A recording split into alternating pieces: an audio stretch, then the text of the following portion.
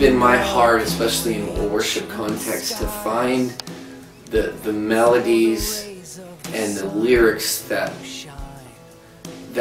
release the truths of who God is. All I knew going into it was I had a set of songs that God had given me for this, just for a new season that we were headed into, and Keep This Love Alive was probably the most painful, intense, yet beautiful, graceful, random project that I've ever done.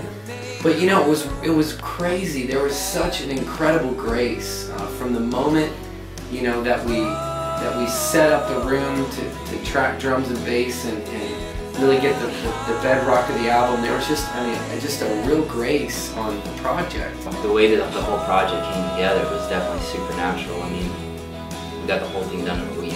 We all just kind of got together the first night we rolled in, and we were all kind of sitting there together in the room, just crafting the songs together. And ideas will just kind of spring out of sort of getting everyone in a room and just seeing what happens, because everyone plays such a intricate part, and it's so like you hear one thing and everyone else responds to it, and you never know where it's going to jump to, And that's the great thing about having the freedom.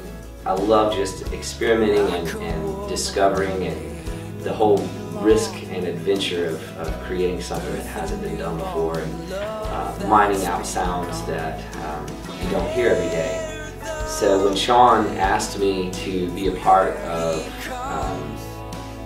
Keep This Love Alive, I was excited because he really invited me to bring the sounds that I've been exploring and experimenting with. I knew it would be a real fun experiment.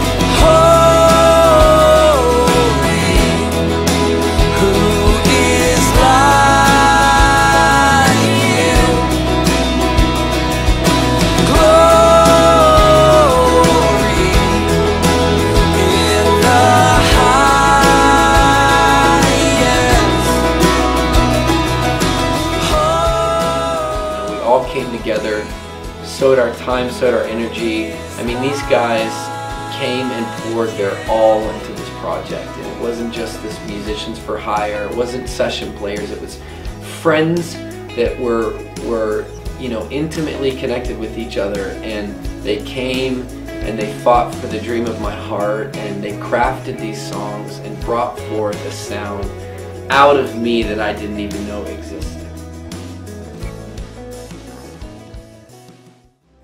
More Than Enough was a song that we did in Knoxville. It wasn't really mapped out that much. We just kind of felt out each other and just kind of went with it. And so what happened towards the end of it is just this spontaneous stuff. And so what you hear on the record is really moments that were captured, like just kind of off the, just what was coming out of our hearts in the moment. It was just about opening up and trusting, like utterly trusting the Lord, and knowing and believing and proclaiming that like He's the source of life and He's the source of all hope and redemption. I felt like we captured the heart of Sean's songwriting, and it just sounded like a real natural blend. The goal of it and the crux of the title, Keep This Love Alive, is that through these songs that people will be able to see and experience a love and a passion for the Lord that goes beyond religion, beyond the good music, beyond the melodies, even beyond the lyrics, that it would be like this sonic release of the truth and the faithfulness and the goodness of who God is on every single heart. How we worship.